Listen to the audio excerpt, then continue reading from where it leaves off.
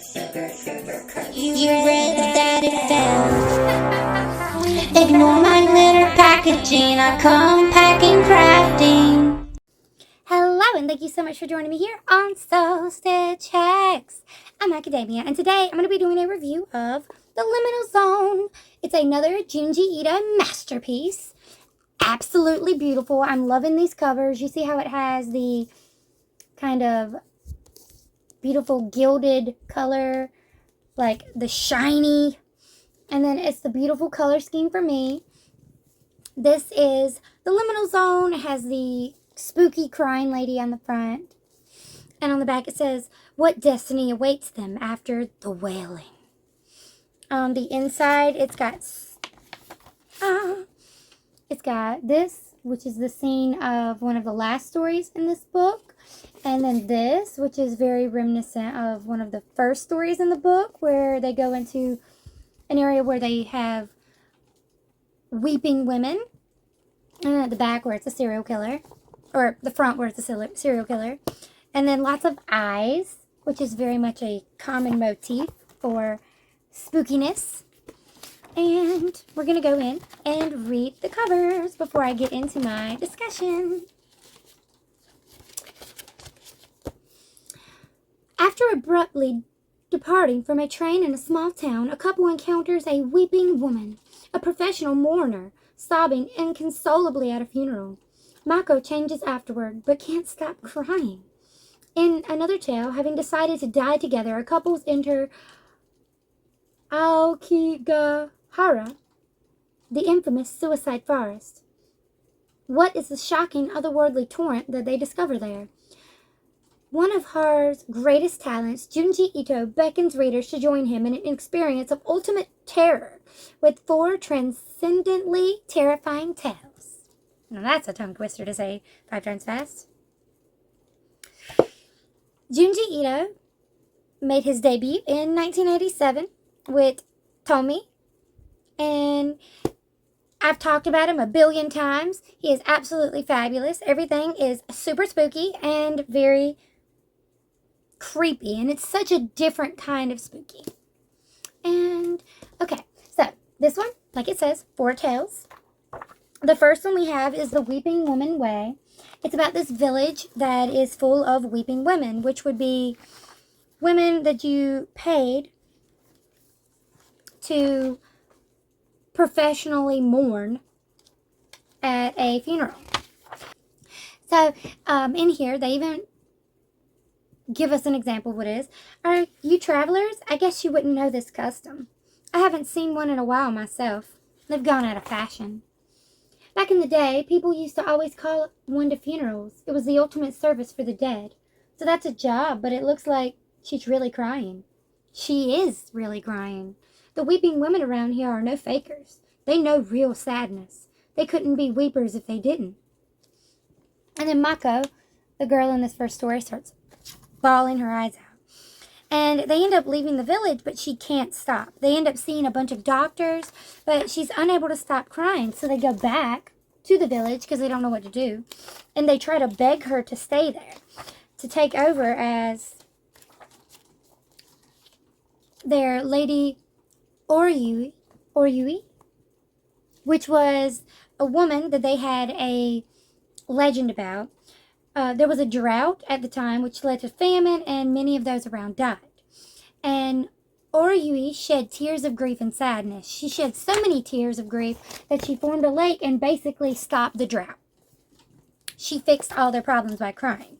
And so ever since then, she has been so loved. And they actually kept her body as a mummified corpse, kind of, in this room where she could see that she still cried.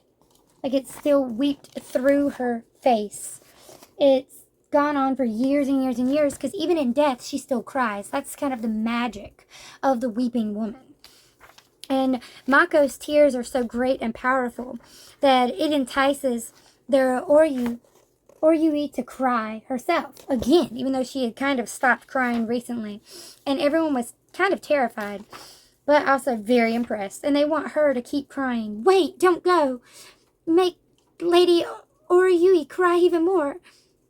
And they're like, stop, you're going to be it's like, stop, don't leave. And he's like, what are you doing? She's like, I'm going to be a weeping woman. And they're like, no, you're not. What are you talking about? So they take her and they try to leave.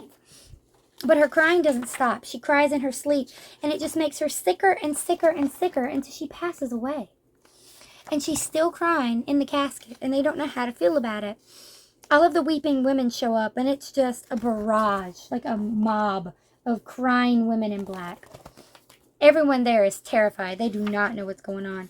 And the crying actually wakes Mako up to the point that she just starts bursting with water, overflowed, okay, and becomes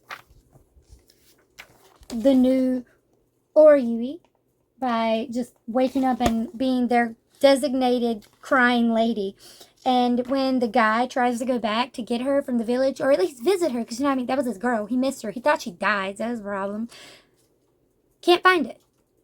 I feel like it's only able to be found if you are destined to be a weeping woman, or if you are part of the town and the history. So obviously he can't find it because, I mean, all he wanted to do was take her back anyway. So even if he could find it, they would probably nix that as soon as they could. And then the second story is about a Madonna, and it's this idea that the Mother Mary would be reincarnated. And so the head of the Tensei Academy, which is a missionary girls' boarding school, which are super strict and kind of terrible, the male, like, head of the school is a pervert. He is a pedo, 100%, because this is his second wife right here, who he convinced to be a chairwoman and to be in charge because she was so young and beautiful that obviously she was the reincarnation of the Mother Mary. But she became very cruel over time, probably because she's married to that horrible peanut of a man. And basically she became horrible, and he had performed a rite to make her the, like, Mother Mary incarnate. It was like a sacred rite. But so she could just give someone the stink eye and turn them to salt.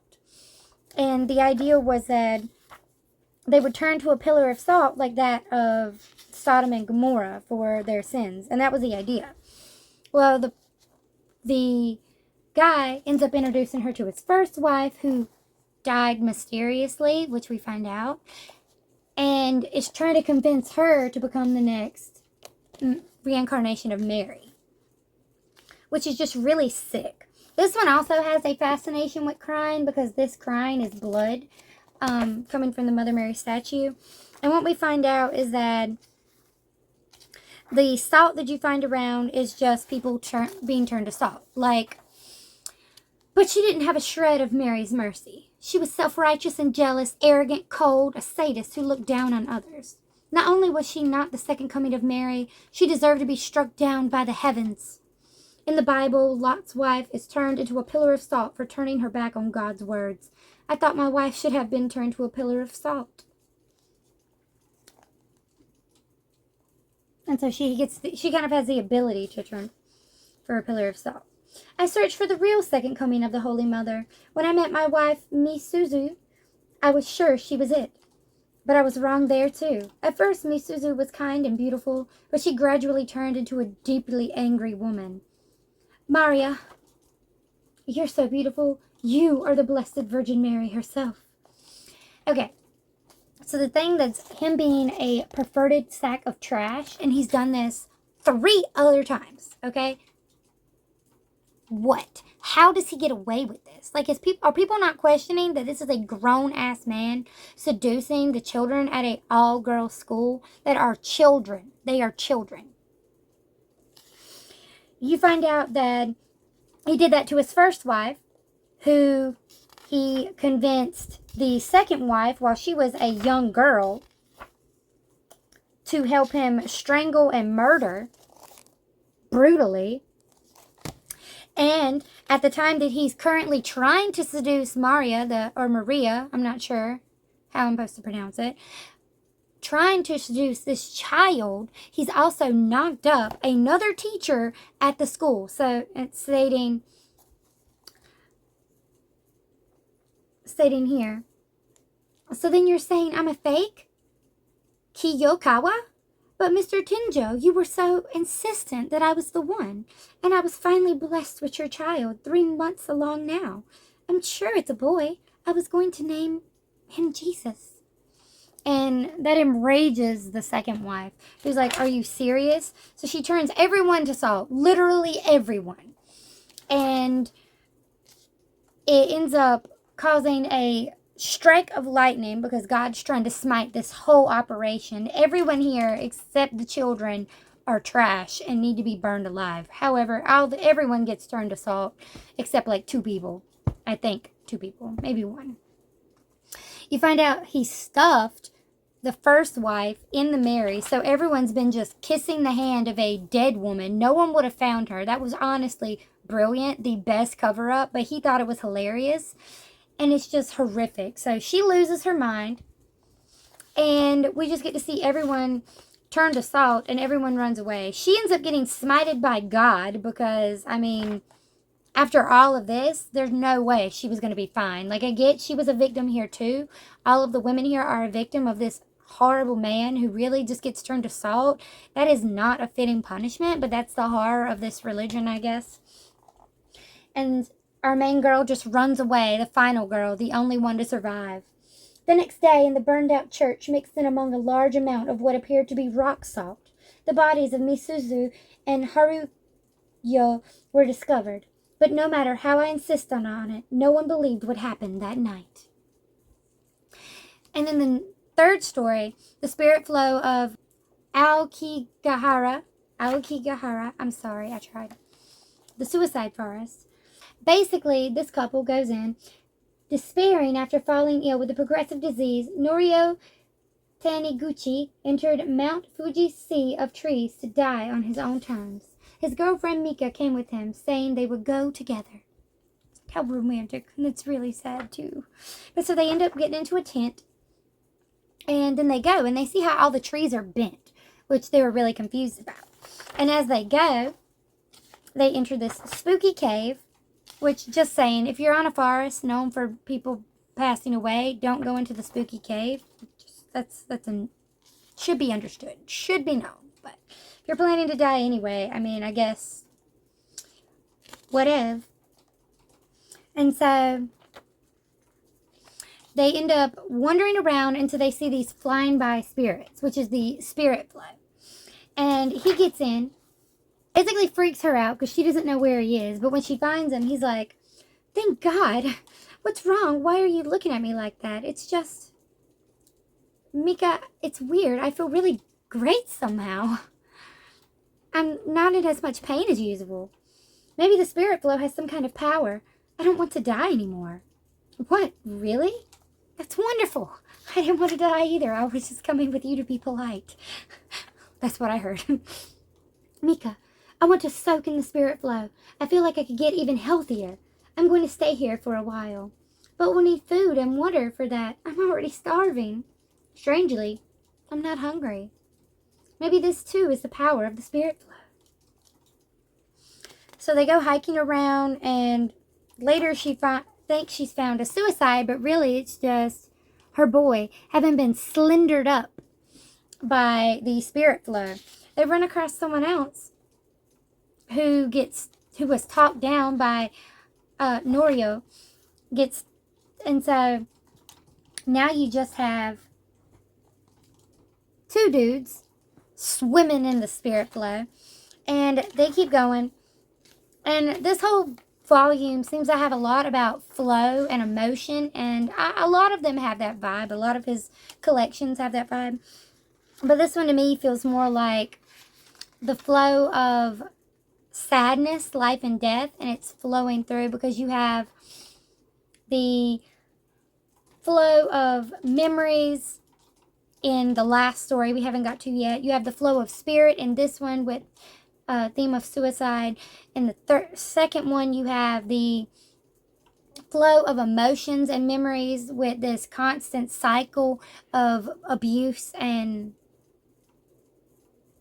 P word. I'm not going to say the full word. And then first one, of course, it's obvious. There's tears flowing because their literal job is to mourn. But in this one, you see them being like super weird, and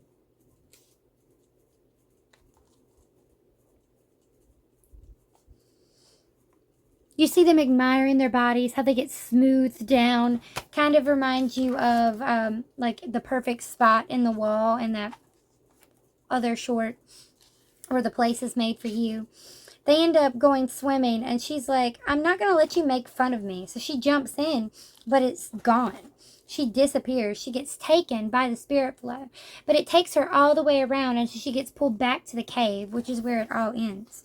And they end up just riding this together. So instead of dying together in the traditional sense, they're going to live on forever in the spirit flow as a kind of ghost flowing through at the peak of their health without being human anymore, kind of. So it's a really interesting take. The last story is called Slumber, and this kid is having horrible nightmares that make him think that he is this horrible slasher murderer when he tries to push everyone away because he doesn't want to get caught. Simply put, his therapist was actually just implanting memories into his brain by making him feel as if he was the killer, and it drives him to the brink of insanity. And after he gets caught, he finally gets to confide in someone, but he looks like he's at the brink of insanity. So it seems like it's a cycle where you're implanting memories in the next person to continue this flow, this cycle, this memory, and this continued existence of hurting others. And so it's just this constant like idea. That's just like what I felt what the connection was in all the stories this time. It's a really good, although my favorite is definitely the first one with the weeping woman. The second one's really good, but it's super creepy. Third one was weird. I didn't like it that much. And the slasher's good, but it's so short. Like, it doesn't even feel like it needs a long explanation, because it's basically just him saying, like, I don't want to be the killer, but I think I am the killer, and I don't know how to stop myself. When in reality, it's just these memories being implanted in him that I think would imply they've affected him to become the killer that he didn't want to be. Alright, so if you've read this, please let me know in the comments below. If you want to read it, I will put a link down in the description. And if you don't want to read it, let me know why. Just give me a shout in the comments. Please feel free to like and subscribe. And I hope you have a wicked evening. Bye!